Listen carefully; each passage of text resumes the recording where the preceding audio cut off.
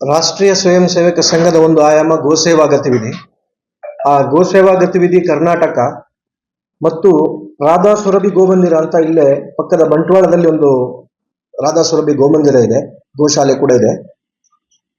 ಅದರ ಜೊತೆಗೆ ರಾಷ್ಟ್ರೀಯ ಗೋಸೇವಾ ಸಂಸ್ಥಾನ ಟ್ರಸ್ಟ್ ಅಂತ ಹೇಳುವ ಟ್ರಸ್ಟ್ ಕೂಡ, ಈ ಮೂರು ಸಂಸ್ಥೆಗಳ ಸಹಯೋಗದೊಂದಿಗೆ ಜಂಟಿ ಆಶ್ರಯದಲ್ಲಿ ಒಂದು ಕರ್ನಾಟಕ ರಾಜ್ಯಾದ್ಯಂತ ನಂದಿ ರಥಯಾತ್ರೆಯು ಈಗಾಗಲೇ ಬರ್ತಾ ಇದೆ.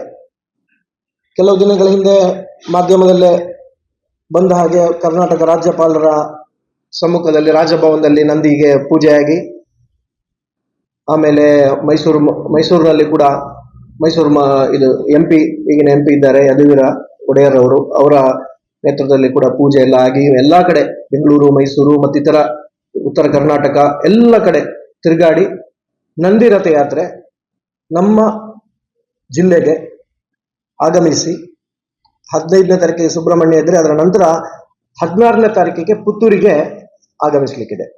ಇದರ ಉದ್ದೇಶ ಏನಂತ ಹೇಳಿದ್ರೆ, ಈಗ ನಮ್ಮದು ಕೃಷಿ ಪ್ರಧಾನ ದೇಶ.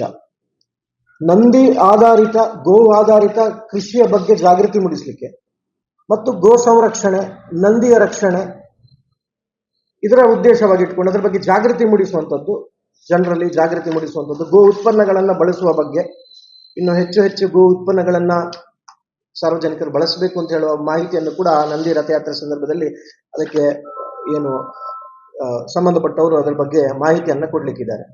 ಜೊತೆಗೆ ಗೋ ಉತ್ಪನ್ನಗಳ ಮಳಿಗೆ ಕೂಡ ಅಲ್ಲಿ ಇಡ್ತಾರೆ. ಈಗ ಈ ರಥಯಾತ್ರೆ ಏನಿದೆ ಅದು ಪುತ್ತೂರಿಗೆ ಆಗಮಿಸುವುದು 16ನೇ ತಾರೀಕಿಗಾದ್ರೆ, ಸಾಧಾರಣ ಒಂದು 4 ಗಂಟೆಗೆ ನಮ್ಮ ಏನು ದರ್ಬೆ ವೃತ್ತಕ್ಕೆ, ಸುಳ್ಯದಿಂದ ಆಗಮಿಸಿದಂತಹ ರಥ ದರ್ಬೆ ವೃತ್ತಕ್ಕೆ ಆಗಮಿಸ್ತದೆ. ಆ ಸಂದರ್ಭದಲ್ಲಿ ಒಂದು ಸ್ವಾಗತವನ್ನ, ನಮ್ಮ ಪುತ್ತೂರಿಗೆ ನಂದಿ ರಥದ ಸ್ವಾಗತವನ್ನ ಭವ್ಯವಾಗಿ ಏರ್ಪಡಿಸುವಂತ ಒಂದು ಯೋಜನೆಯನ್ನ ನಾವು ಮಾಡಿದ್ದೀವಿ. ಅಲ್ಲಿಂದ ವಿವಿಧ ರೀತಿಯ ಏನು ಚಂಡೆ, ವಾದ್ಯಗಳು, ಭಜನಾ ತಂಡಗಳು, ಪೂರ್ಣಕುಂಭ ಸ್ವಾಗತ, ಶಂಖನಾದ, ಇತರ ವಿವಿಧ ಯೋಜನೆಗಳೊಂದಿಗೆ ನಂದಿ ರಥವನ್ನ ಮೆರವಣಿಗೆ ಮುಖಾಂತರ ಮಹಾಲಿಂಗೇಶ್ವರ ದೇವಸ್ಥಾನಕ್ಕೆ ಕರ್ಕೊಂಡು ಬಂದು ಅಲ್ಲಿ ಒಂದು ವಿಷ್ಣು ಸಹಸ್ರನಾಮ ಪಾರಾಯಣ ಕೂಡ ನಡಲಿಕ್ಕಿದೆ. ಆ ಸಂದರ್ಭದಲ್ಲಿ ಕನಿಷ್ಠ 100 ಮಂದಿ ಏನು ಪಾರಾಯಣ ಮಾಡುವವರನ್ನ ಅಲ್ಲಿ ಮಹಾಲಿಂಗೇಶ್ವರ ದೇವಸ್ಥಾನದಲ್ಲಿ ಒಟ್ಟಿಗೆ ಸೇರಿ ಅವರು ವಿಷ್ಣು ಸಹಸ್ರನಾಮ ಪಾರಾಯಣವನ್ನು ಮಾಡಲಿಕ್ಕಿದ್ದಾರೆ. ಜೊತೆಗೆ ನಂದಿಯ ಪೂಜೆ ಕೂಡ ನಡೀತದೆ. ನಂದಿ ಅಂದ್ರೆ ಸಾಕ್ಷಾತ್ ನಂದಿ, ಆ ರಥದಲ್ಲಿ 2 ನಂದಿಗಳಿರ್ತದೆ. ನಂದಿಗೆ ಪೂಜೆಯನ್ನ ಸಾರ್ವಜನಿಕರು ಸಲ್ಲಿಸಬಹುದು. ಅದರ ಜೊತೆಗೆ ಒಂದು ಸಭಾ ಕಾರ್ಯಕ್ರಮದಲ್ಲಿ ನಮ್ಮ ಅವತ್ತಿನ ಸಭಾ ಕಾರ್ಯಕ್ರಮದಲ್ಲಿ ಎಡನೀರಿನ ಸ್ವಾಮೀಜಿಯವರು ಆಗಮಿಸಲಿಕ್ಕಿದ್ದಾರೆ. ಅವರು ಬಂದು ಆಶೀರ್ವಚನ ನೀಡಲಿಕ್ಕಿದ್ದಾರೆ. ಹಾಗೆ ಶ್ರೀಕಾಂತ್ ಶೆಟ್ಟಿ ಕಾರ್ಕಳ ಅವರು ಬಂದು ದಿಕ್ಸೂಚಿ ಭಾಷಣವನ್ನ ಮಾಡಲಿಕ್ಕಿದ್ದಾರೆ. ಆ ನಂತರ ಸಭಾ ಕಾರ್ಯಕ್ರಮದ ಜೊತೆಗೆ ಸಾರ್ವಜನಿಕರಿಗೆ ಇತರ ಮಾಹಿತಿಗಳು, ಅದೇ ಈಗಾಗಲೇ ಹೇಳಿದ ಹಾಗೆ ಗೋ ಉತ್ಪನ್ನಗಳ ಬಳಕೆ ಇರಬಹುದು ಅಥವಾ ಗೋ ಆಧಾರಿತ ಕೃಷಿಯ ಬಗ್ಗೆ ಮಾಹಿತಿ, ಇದನ್ನೆಲ್ಲ ಸಂಬಂಧಪಟ್ಟವರಲ್ಲಿ ಕೊಡ್ಲಿಕ್ಕಿದ್ದಾರೆ. ಯಾಕಂದ್ರೆ ರಥದ ಜೊತೆಗೆ 8 ಮಂದಿ ಇಡೀ ಕರ್ನಾಟಕದಾದ್ಯಂತ ಸಂಚಾರ ಮಾಡ್ತಾ ಇದ್ದಾರೆ. ಅವರು ಈ ಮಾಹಿತಿಗಳನ್ನ ಕೊಡುವವರಿದ್ದಾರೆ. ಗೋ ಉತ್ಪನ್ನಗಳ ಮಾರಾಟದ ಮಳಿಗೆ ಕೂಡ ಅಲ್ಲಿ ಇರ್ಲಿಕ್ಕಿದೆ. ಒಂದು ಕಿಟ್ ಅನ್ನ ಅಲ್ಲಿ ಮಾರಾಟಕ್ಕೆ ಇಟ್ಟಿರ್ತಾರೆ. ಅದು ಏನಂತ ಹೇಳಿದ್ರೆ, ಗೋ ಉತ್ಪನ್ನದಿಂದ ಇದರಿಂದ ಮಾಡಿದಂತಹ, ಗೋಮಯದಿಂದ ಮಾಡಿದಂತಹ ಹಣತೆಗಳು, 5 ಹಣತೆಗಳು ಇರ್ತದೆ. ಅದರಲ್ಲಿ ಒಂದು ವಿಷ್ಣು ಸಹಸ್ರನಾಮ ಪುಸ್ತಕ ಇರ್ತದೆ, ಒಂದು ಸಣ್ಣ ಬಾಟ್ಲಿ ಶುದ್ಧವಾದ ಎಳ್ಳೆಣ್ಣೆ ಇರ್ತದೆ, ಜೊತೆಗೆ ಒಂದು ಇದು ಏನು ಈ ಆಂಟಿ ರೇಡಿಯೇಷನ್ ಚಿಪ್ ಅಂತ ಒಂದು ಗೋವಿನ ಇದರ ಮುಖಾಂತರ ಒಂದು ಮಾಡಿದ್ದಾರೆ, ಅದು ಕೂಡ ಅದರ ಒಳಗೆ ಇರ್ತದೆ. ಇಷ್ಟನ್ನು ಒಳಗೊಂಡ ಒಂದು ಕಿಟ್ಗೆ 150 ರೂಪಾಯಿಗೆ ಅದಲ್ಲಿ ಮಳಿಗೆಯಲ್ಲಿ ಇರ್ಲಿಕ್ಕಿದೆ. ಜೊತೆಗೆ 100 ರೂಪಾಯಿಯ ಕೂಪನ್ ಮಾಡಿ ನಂದಿ ಪೂಜೆಯನ್ನ ಕೂಡ ಸಾರ್ವಜನಿಕರು ಮಾಡಬಹುದು. ಇನ್ನು ಈ ರಥದ ಉದ್ದೇಶವನ್ನು ನಾನು ಆಗ್ಲೇ ಹೇಳಿದೆ. ಒಂದೇನಂತ ಹೇಳಿದ್ರೆ, ನಮ್ಮ ಭಾರತ, ನಾವು ವಿಶ್ವಗುರು ಭಾರತ ಅಂತೀವಿ. ನಂದಿಯಿಂದ ಫಲವತ್ತಾದ ಮಣ್ಣು, ಶುದ್ಧ ನೀರು, ಗಾಳಿ, ಪರಿಸರ ಸಂರಕ್ಷಣೆ ಮತ್ತು ಅದರ ಈ ಮಹತ್ವಾಕಾಂಕ್ಷೆ ಈ ಒಂದು ರಥಯಾತ್ರೆಯ ಹಿಂದೆ ಇದೆ. ಇದನ್ನ ಉದ್ದೇಶವಾಗಿಟ್ಕೊಂಡು ಇದನ್ನ ನಾವು ಮಾಡ್ತಾ ಇರೋದು. ಯಾಕಂದ್ರೆ ನಮ್ಮ ಕುಟುಂಬ ವ್ಯವಸ್ಥೆಯ ಭಾಗವಾದ ಗೋವು ಮತ್ತೆ ನಂದಿಯನ್ನ ಸಂರಕ್ಷಣೆ ಮಾಡುವ ಮುಖಾಂತರ ಕೃಷಿಗೂ ಕೂಡ ಉತ್ತೇಜನ ಕೊಡಬೇಕು ಅಂತ ಹೇಳುವ ಒಂದು ಮತ್ತೆ ನಂದಿಯ ಉತ್ಪನ್ನಗಳು, ಗೋವಿನ ಉತ್ಪನ್ನಗಳ ಬಳಕೆ ಕೂಡ ಸಾರ್ವಜನಿಕರು ಹೆಚ್ಚಾಗಿ ಮಾಡಬೇಕು ಅಂತ ಹೇಳುವ ಒಂದು ಅದನ್ನು ಪರಿಚಯಿಸುವ ಸದುದ್ದೇಶ ಈ ನಂದಿ ಯಾತ್ರೆಗೆ ಇದೆ.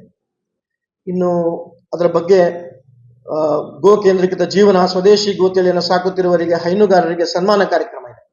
ಒಂದು ನಾವು ಇಲ್ಲಿ ಪುತ್ತೂರು ಪರಿಸರದಲ್ಲಿ ಯಾರು ಸಾವಯವ ಕೃಷಿಯನ್ನು ಮಾಡ್ತಾರೆ, ಹೈನುಗಾರಿಕೆ ಮುಖಾಂತರ ಒಂದು ಆದರ್ಶ ರೀತಿಯಲ್ಲಿ ಕೃಷಿಯನ್ನ ಅವಲಂಬಿಸಿಕೊಂಡಿದ್ದಾರೆ, ಅವರಿಗೂ ಕೂಡ ಸನ್ಮಾನ ಮಾಡಲಿಕ್ಕಿದ್ದೇವೆ.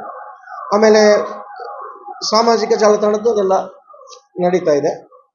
ಪುತ್ತೂರು ತಾಲೂಕಿನಲ್ಲಿ ಸಾಧಾರಣ ನಾವು 15,000 ಅಂತ ನಮ್ಮ ನಿರೀಕ್ಷೆ, 15,000 ನಿರೀಕ್ಷೆಯನ್ನು ಇಟ್ಕೊಂಡು ನಾವು ಈ ಕಾರ್ಯಕ್ರಮ ಮಾಡ್ತೇವೆ.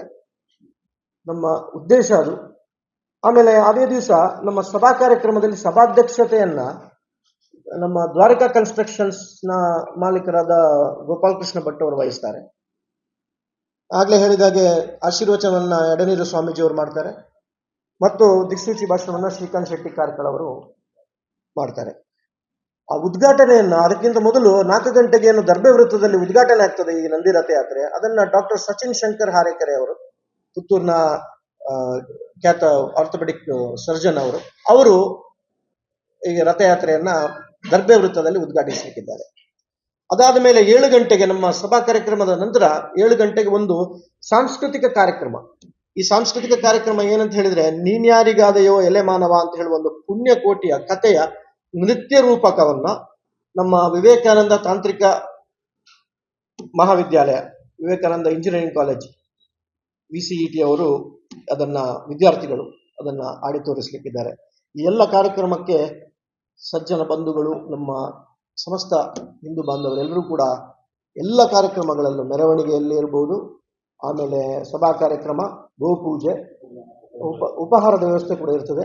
ದೇವಸ್ಥಾನದ ವತಿಯಿಂದ ನಮ್ಮ ಪುತ್ತೂರು ಶ್ರೀ ಮಹಾಲಿಂಗೇಶ್ವರ ದೇವಸ್ಥಾನದ ವ್ಯವಸ್ಥಾಪನಾ ಸಮಿತಿಯವರು ನಮ್ಮ ಈ ಕಾರ್ಯಕ್ರಮಕ್ಕೆ ಶುಭವನ್ನು ಕೋರಿದ್ದಾರೆ ಮತ್ತು ಅವರ ಸಹಯೋಗದೊಂದಿಗೆ ಉಪಹಾರವನ್ನು ಕೂಡ ಅವರು ಒದಗಿಸಲಿಕ್ಕಿದ್ದಾರೆ.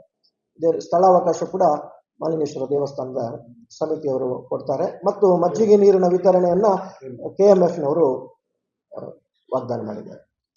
ಈ ರೀತಿ ಕಾರ್ಯಕ್ರಮ ಇದೆ.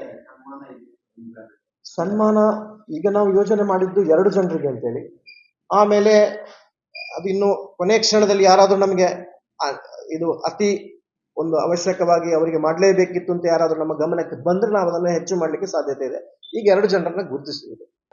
ಇದು 1 ಕೋಟಿ ಗೋಮಯ ಹಣತೆ ಇಡೀ ಕರ್ನಾಟಕದ ವಿಚಾರ. ಅದು ಏನಂತ ಹೇಳಿದ್ರೆ, ಇಡೀ ಕರ್ನಾಟಕದಲ್ಲಿ 1 ಕೋಟಿ ಗೋಮಯ ಹಣತೆ. ಈಗ ನಾವು ಒಂದು ಕಿಟ್ನಲ್ಲಿ 5 ಹಣತೆಯನ್ನ ಇಟ್ಟು ನಾವು ಕೊಡ್ತಾ ಇದ್ದೀವಿ. ಅದರ ಉದ್ದೇಶ ಏನಂದ್ರೆ, ನಾವು ಮಾಡುವ ವಿನಂತಿ ಏನಂದ್ರೆ, ಆ ದಿವಸ ಉರಿಸ್ಲಿಕ್ಕಲ್ಲ, ನಾಡಿದ್ದು ರಾಮನವಮಿ ಇದೆ ಏಪ್ರಿಲ್ 6ಕ್ಕೆ. ಏಪ್ರಿಲ್ 6ರ ರಾಮನವಮಿಯ ದಿವಸ ಎಲ್ಲರೂ ಕೂಡ ಗೋಮಯ ಹಣತೆಯನ್ನ ತಮ್ಮ ತಮ್ಮ ಮನೆಗಳಲ್ಲಿ ಉರಿಸಬೇಕು ಅಂತೇಳಿ ಒಂದು ವಿನಂತಿಯನ್ನ ನಾವು ಮಾಡ್ಲಿಕ್ಕಿದ್ದೀವಿ. ಕೊನೆ 4ಕ್ಕೆ ಏಪ್ರಿಲ್ 4ಕ್ಕೆ ಅದು ಏನು ಮಂಗಳೂರಿನಲ್ಲಿ ಸಮಾರೋಪಗೊಳ್ಳಿಕ್ಕಿದೆ ಈ ರಥಯಾತ್ರೆ. ಇಡೀ ಕರ್ನಾಟಕದಾದ್ಯಂತ ಸಂಚಾರ ಮಾಡಿ ಏಪ್ರಿಲ್ 6ಕ್ಕೆ ರಾಮನವಮಿ ಇದೆ. ಆ ರಾಮನವಮಿ ಎಂದು ಎಲ್ಲರೂ ಕೂಡ ಅದನ್ನ ಉರಿಸಬೇಕು ಅಂತೇಳಿ ತಮ್ಮ ತಮ್ಮ ಮನೆಗಳಲ್ಲಿ 5 ಹಣತೆಗಳನ್ನ ಉರಿಸಬೇಕು ಅಂತೇಳಿ ಒಂದು ರಾಮತಾರಕ ಮಂತ್ರವನ್ನು ಪಠಿಸುವುದರೊಂದಿಗೆ ಉರಿಸಬೇಕಂತ ಒಂದು ವಿನಂತಿಯನ್ನ ಮಾಡ್ಲಿಕ್ಕಿದ್ದೇವೆ. ಇದು 1 ಕೋಟಿ ಗೋಮಯ ಹಣತೆ ಇಡೀ ಕರ್ನಾಟಕಕ್ಕೆ ಸಂಬಂಧಪಟ್ಟು ಕರ್ನಾಟಕದಲ್ಲಿ ನಾವು ಇದು ಮಾಡ್ತಾ ಇದೀವಿ. ಅಂದ್ರೆ 20 ಲಕ್ಷ ಕಿಟ್ ಅನ್ನ ವಿತರಿಸಿದಾಗ 1 ಕೋಟಿ ಹಣತೆ ಆಗ್ತದೆ. ಅದ್ರಲ್ಲಿ ಒಂದೊಂದರಲ್ಲಿ 5 ಹಣತೆಗಳಿದೆ ಆ ರೀತಿ. ಆಮೇಲೆ 1,11,108 ವಿಷ್ಣು ಸಹಸ್ರನಾಮ ಪಾರಾಯಣ, ಅಂದ್ರೆ ಇಡೀ ಕರ್ನಾಟಕದಲ್ಲಿ ಅದು ಕೂಡ ಈಗ ಎಲ್ಲ ಕಡೆ ಏನು ಸಂಚಾರ ನಡೀತಾ ಇದೆ ನಂದಿ ಯಾತ್ರೆದು, ಅಲ್ಲಿ ಎಲ್ಲ ಕಡೆ ವಿಷ್ಣು ಸಹಸ್ರನಾಮ ಪಾರಾಯಣಕ್ಕೆ ಕೂಡ ತಂಡಗಳನ್ನ ಮಾಡಿ ವಿಷ್ಣು ಸಹಸ್ರನಾಮ ಪಾರಾಯಣ ಕೂಡ ನಡೀತಾ ಇರ್ತದೆ. ಪುತ್ತೂರಿನಲ್ಲಿ ಕೂಡ ಇದೆ. ಹಾಗೆ ಎಲ್ಲರೂ ಸೇರಿದಾಗ ಇಡೀ ಕರ್ನಾಟಕದಲ್ಲಿ 1,11,108 ವಿಷ್ಣು ಸಹಸ್ರನಾಮ ಪಾರಾಯಣ ಆಗುವ ಉದ್ದೇಶ, ಗುರಿಯನ್ನ ಹೊಂದಲಾಗಿದೆ. ಸಭೆ 6 ಗಂಟೆಗೆ ಅಂತ ನಮ್ಮ ಉದ್ದೇಶ. 4 ಗಂಟೆಯಿಂದ ಪ್ರಾರಂಭ ಆದ್ರೆ 6 ಗಂಟೆ ಒಳಗಡೆ ನಾವು ಸಭಾ ಕಾರ್ಯಕ್ರಮ ಏರ್ಪಡಿಸಬೇಕು ಅಂತ ಇದ್ದೀವಿ. ಎಷ್ಟು ಬೇಗ ಆಗ್ತದೆ ಅಷ್ಟು. ಅದರ ಉದ್ಘಾಟನೆ ಅಂತ ಅಲ್ಲ, ಅಂದ್ರೆ ಅದನ್ನ ಬೇರೆ ಬೇರೆ ಕಡೆಗಳಲ್ಲೂ, ಪುತ್ತೂರಿನ ಆಸ್ಪಾಸ್ನಲ್ಲೂ ಕೂಡ ಬೇರೆ ಬೇರೆ ಕಡೆ ಮಾಡ್ತಾ ಇದ್ದೀವಿ. ಇಲ್ಲಿ ಕೂಡ ಇದೆ ರಥ ಬರುವಾಗ. ಶೋಭಾಯಾತ್ರೆಯಲ್ಲಿ 15,000 ಅಲ್ಲ, ಶೋಭಾಯಾತ್ರೆ ಅಲ್ಲ, ಟೋಟಲ್ ಶೋಭಾಯಾತ್ರೆ ಮತ್ತು ಸಭಾ ಕಾರ್ಯಕ್ರಮ ಎಲ್ಲ ಸೇರಿ 15,000 ಜನರನ್ನು ಸೇರಿಸಬೇಕಂತ ಉದ್ದೇಶ ನಮ್ದು. ಇದೆಲ್ಲ ಗೋವಿನ ರಾಧಾಸುರಭಿ ಗೋಶಾಲೆ ಬಂಟ್ವಾಳ ಅದರಿಂದ ಪ್ರಯೋಜಿತಗೊಂಡು ಇದು 3ನೇ ಸಲದ ರಥಯಾತ್ರೆ. ಕಳೆದ ವರ್ಷ ಕೂಡ ಬಂದಿತ್ತು ಇಲ್ಲಿಗೆ. ಇಲ್ಲಿ ಬಂದದ್ದು ಕಳೆದ ವರ್ಷ ಗೋರಥಯಾತ್ರೆ, ಇದು ಪ್ರಥಮ ಬಾರಿ ನಂದಿ ರಥಯಾತ್ರೆ. ಕಳೆದ ವರ್ಷ ನಾವು ಹೆಚ್ಚು ಪ್ರಚಾರವೂ ಇರಲಿಲ್ಲ, ಏನೂ ಇರಲಿಲ್ಲ. ನಿಮ್ಗೆ ಗೊತ್ತಿದೆ, ಮಾಧ್ಯಮದವರಿಗೆ ಗೊತ್ತಿದೆ, ಬಂದದ್ದು ಸಣ್ಣಕ್ಕೆ ಬಂದು ಸಣ್ಣಕ್ಕೆ ಹೋಗಿದೆ ರಥ. ಈ ಸಲ ಕೂಡ ಹಾಗೆ ಹೋಗ್ತದೆ, ಗಂಗೆ ಹರಿದಾಗೆ ಹೋಗ್ತಾ ಇರ್ತದೆ ರಥ. ಆದ್ರೆ ನಾವು ಒಂದು ಸ್ವಲ್ಪ ಅದ್ದೂರಿಯಾಗಿ ಮಾಡ್ಬೇಕು ಅಂತ ಯೋಚನೆ. ಅತ್ತೆ, ಇದು ನನ್ನ ಬರ್ಡೇ ಗಿಫ್ಟ್. ಇದೆಲ್ಲ ಜೀವನದಲ್ಲಿ ನನಗೋಸ್ಕರ ತಗೊಂಡ್ಬಂದಿದ್ದಾರೆ. ನಿನ್ ಮೇಲೆ ತುಂಬಾ ಚೆನ್ನಾಗಿ ಕಾಣುತ್ತೆ. ಇದು ತುಂಬಾ ಚೆನ್ನಾಗಿದೆ ಅಲ್ವಾ? ತುಂಬಾ ಚೆನ್ನಾಗಿದೆ.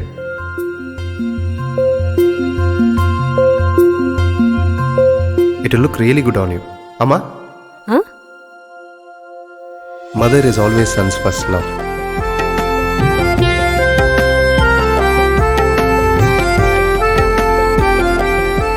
ಪ್ರತಿ ಪೀಳಿಗೆಯ ಪ್ರೀತಿಯ ಮಳಿಗೆ GL ಆಚಾರ್ಯ ಜುವೆಲ್ಲರ್ಸ್.